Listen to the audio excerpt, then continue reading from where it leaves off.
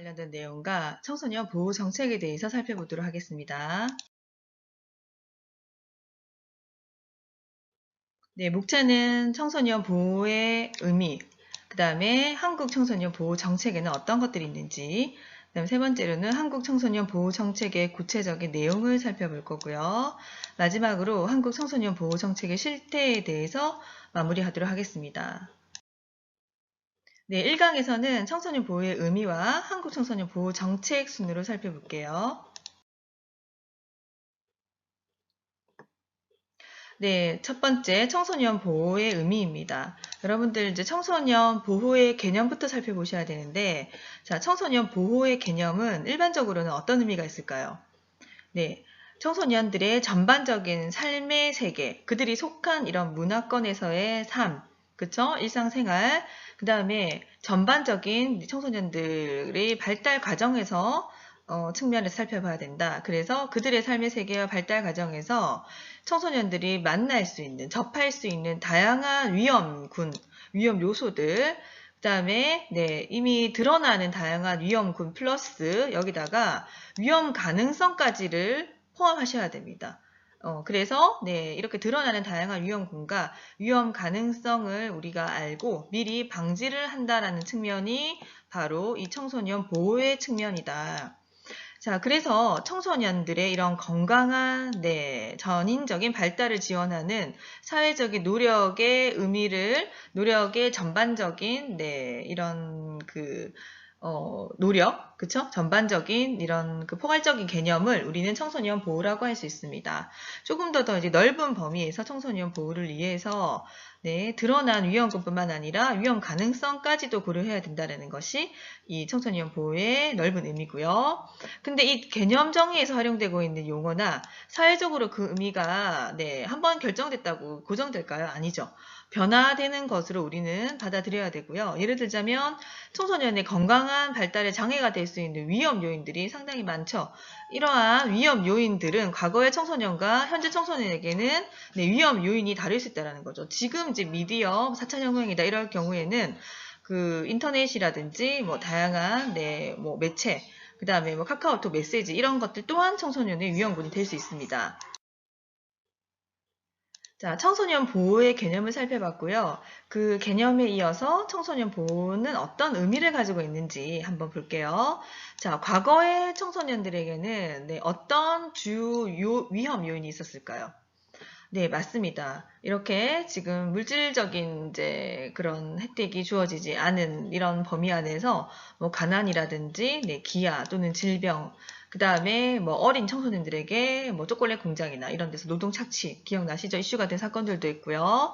자, 과거의 청소년들에게는 네, 이러한 네, 뭔가 그 삶의 질과 관련해서 물질적인 풍요에 의해서 제외된 이러한 것들이 주 위험 요인이라고 또 친다면 현대인은 많이 달라졌죠. 현대 청소년들에게는 아마 여러분들이 더 잘 아실 건데 각종 유해 매체라든지 또는 경쟁 위주의 입시, 교육 시스템, 교육 환경 뭐 이런 것들로 인한 스트레스 요인이 상당히 많죠. 그 다음에 이제 사회적인 이런 고립 뭐 그래서 이제 왕따라든지 교육에는 이제 이런 상실감 이런 것들을 느끼고 네, 자살까지 이어진다라는 거. 자존감의 상실. 어떻게 보면은 이제 정서적인 측면 그쵸? 뭐, 그 다음에 사회성과 관련된 이런 관계와 관련된 이런 지수, 이런 것들이 더 큰 요인으로 현대 청소년들에게 작용할 것입니다. 그래서 우리가 청소년 보호의 의미를 이제 시대적인 변화에 따라서 여러분들이 적절하게 의미를 잘 해석하셔야 되고요. 지금 현재 2020년도 네, 이 기준으로 해서 우리가 만날 수 있는 청소년 대상들에게는 어떤 다양한 위험 요인이 있는지에 대해서도 우리는 청소년 지도사로서 잘 파악하셔야 됩니다. 이러한 위험을 방지하고 청소년들의 이런 네, 전인 발달, 건강한 전인 발달을 지원하는 사회적인 노력 또한 자, 과거 사회에서는 어디에 초점을 맞췄죠? 네, 이러한 네, 경제적인 측면에서 그 소득과 관련해서의 이런 위험 요인이 많았기 때문에 경제 발전에 초점을 맞춰서 빈곤의 이런 빈곤의 차이를 극복하는 초점이 맞춰졌다면 현대에는 많이 달라졌죠. 현대인은 네, 좀 전에 설명드렸던 것처럼 네, 이 청소년들의 이런 그 사회성 그 다음에 정서적인 측면, 이런 부분에서 상실감, 이런 것들이 그 주 위험 요인이기 때문에 어떻게 보면은 이제 스트레스를 어떻게 완화할 수 있을까, 뭐 이런 거와 관련된 여가 문화 확대라든지 청소년 문화와 관련된 거, 그 다음에 관계성을 회복할 수 있는 거, 그래서 다양한 참여 활동 프로그램을 통한 심리적인 치유가 주요하게 다뤄지고 있다는 것이 그 맥락에서의 차이입니다. 자, 그래서 두 번째 한국 청소년 보호 정책 측면을 살펴보면요. 첫 번째 청소년 보호 정책의 의미는, 자, 일단 청소년 정책은 무엇이죠? 대상이 누구죠? 맞습니다. 네, 전반적인 청소년, 뭐 보호 청소년을 포함해서 일반 청소년, 학교 안, 학교 밖 모든 청소년이 대상이다. 자, 그리고 이제 일반적인 다른 복지 정책과 좀 차별화된다는 것은 특정 청소년 대상으로 한다는 것이 다른 정책과 좀 구분되고요.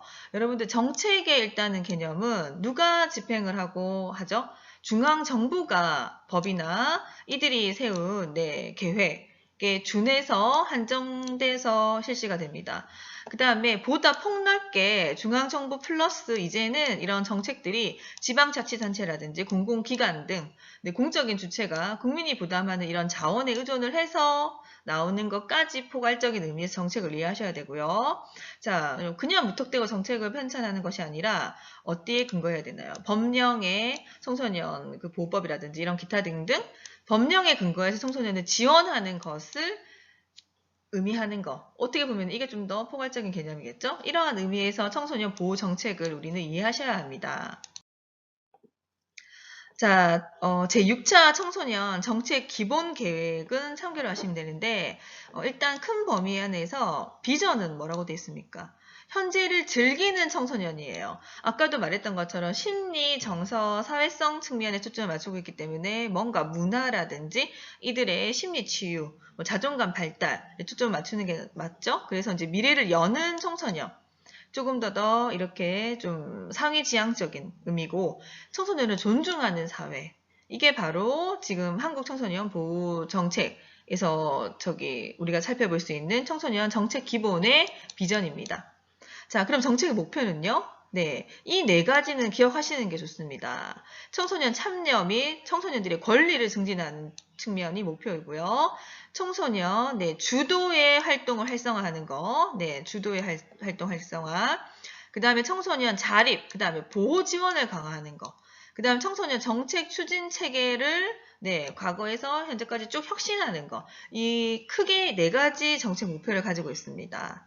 자, 나머지 중점 과제들은 다양하게 있는데 청소년 참여를 확대한다든지 이슈가 되는 거, 청소년 활동, 성장 지원 체계를 혁신하는 거, 청소년 사회 안전망을 확충하는 거, 청소년 정책을 총괄하고 조정하는 것들에 대해서 강화가 일어나고요.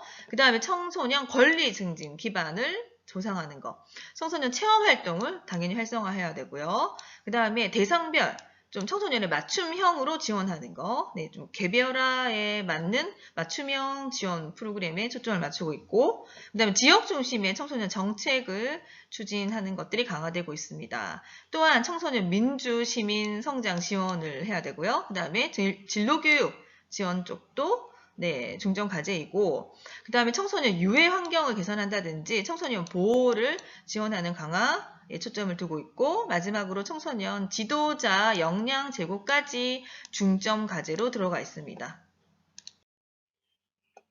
자, 그 다음에 살펴볼 내용은요. 자, 과연 그러면 이 청소년 보호 정책이 어떤 의미고 어떤 목적을 가지고 있는가? 넓은 의미에서 청소년 보호 정책은요. 청소년 보호 관련 법률 안에 제시되어 있고요. 일반 정책 영역 안에도 포함되고 있고, 그 다음에 사회복지 전반에도 포함이 되고 있고, 그 다음에 청소년 교육의 안에서도 다루셔야 됩니다. 그 다음에 청소년 노동법 또는 노동과 관련된 전반적인 법률에서 청소년을 보호하기 위한 전반적인 법, 제도, 사업의 범위까지 모두 포괄한다라고 할 수 있습니다. 자, 그 다음에 좀 소극적인 보호정책의 의미는요, 청소년 보호정책으로 한정할 수 있는데, 이것은 교육, 노동, 복지 등 생활 전반 영역에서 청소년을 보호하기 위한 법, 제도, 사업을 포괄하는 정책을 얘기합니다. 그래서 이 정책은 기본적으로 법률에 의거해서 시행되고 있고요. 자, 그 다음에 우리나라의 이런 청소년 보호 정책의 발달 단계를 간단히 살펴보겠습니다. 첫 번째 단계에서는요, 네, 강복 이후부터 1987년, 이때는 청소년 육성법이 제정되기 이전까지를 얘기합니다. 그래서 첫 번째 단계에서는요, 우리가 이제 이때 썼던 용어, 미성년자, 요보호 아동, 근로청소년들을 보호하고 법을 위반하는 청소년에 대해서 교정할 것, 처벌이 주된 정책의 목표였으나, 두 번째 단계에서 변화되고 있죠. 1987년부터 97년까지는 이제 법명이 바뀌었죠. 청소년 보호법이 제정되기 이전까지를 우리 2단계라고 하는데 이때는 문제 청소년보다는 좀 일반 청소년의 다양한 소질 잠재력, 인성, 덕성, 그 다음에 적성을 육성하는데 정책의 목표를 두었습니다. 자, 그러다가 지금 3단계 세 번째 단계에 와서는요. 97년부터 2005년까지 청소년위원회가 발족되기 이전까지를 세 번째 단계에 속하는데 이 단계에서는 유해 환경에 대한 규제를 통해서 청소년을 보호하는 데 목표가 있었습니다. 그리고 이런 규제를 통한 청소년 보호의 성격이 강한 청소년 보호법에 초점을 둔 사회적인 중요성을 강조하고 있습니다. 그래서 이 세 번째 단계를 이해하시기 위해서는요, 청소년 보호법을 참고하시면 될 것입니다. 자, 그 다음 단계가 네 번째 단계인데요. 네 번째는 2005년도 청소년위원회 발족 이후의 시기를 얘기를 하고요.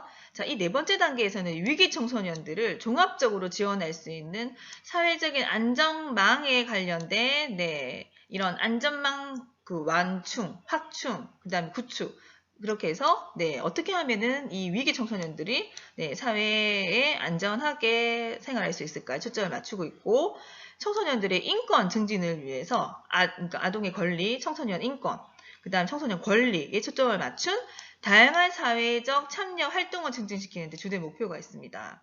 자, 이러한 변화는 규제를 중심으로 한 소극적인 보호 정책으로부터 청소년들의 성장과 참여를 촉진하는 과거가 좀 소극적인 보호 정책이었다면은 이때부터는 적극적인 보호 정책으로 발전해 나가는 것이라고 여러분이 이해하시면 될 것입니다.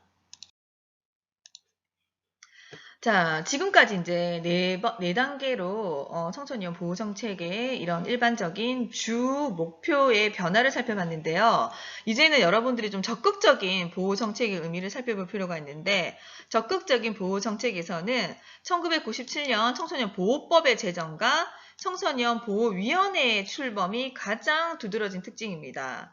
자, 이 두 위원회 청소년 보호법의 제정이 상호 연결돼서 소통하면서 청소년 유해 환경이라든지 청소년 유해 매체로부터 어떻게 하면 이 청소년들을 보호할 수 있을지와 관련된 다양한 사업이 이때 이후로 실시되고 있습니다. 현재까지. 그래서 청소년 보호에 대한 사회 전반의 관심을 높이고 급변하는 사회 환경 속에서 청소년들을 건전하게 그 다음에 바람직한 방향으로 성장시키는 환경 개선에 크게 기여를 하고 있습니다. 또한 과거가 규제 중심이었다면은 규제 중심의 소극적인 정책이었다면은 조금 더 이 규제 중심의 소극적인 보호 정책은 청소년을 정신적, 심리적, 육체적으로 미숙한 존재로 보고 있으나 좀 자율적인 의사결정의 주체로 최근에는 인정을 하는 분위기가 정책의 방향이 되겠습니다. 자, 그래서 최근에는 2000년대에 들어와서는 청소년들을 우리 사회의 민주화 수준이 높아지고 청소년들의 인권, 그 다음에 청소년 대상의 이런 권리에 대한 관심이 급대적으로 성장하고 있고요. 이제 극대화됩니다. 그래서 청소년 헌장 또한 개정됐는데요. 이때는 청소년 활동진흥법이라든지 청소년 보호지원법 등이 제정되면서 조금 더 적극성을 띠는 적극적인 청소년이 굉장히 주도적인 이런 청소년 보호 정책으로 분위기가 옮겨가기 시작합니다.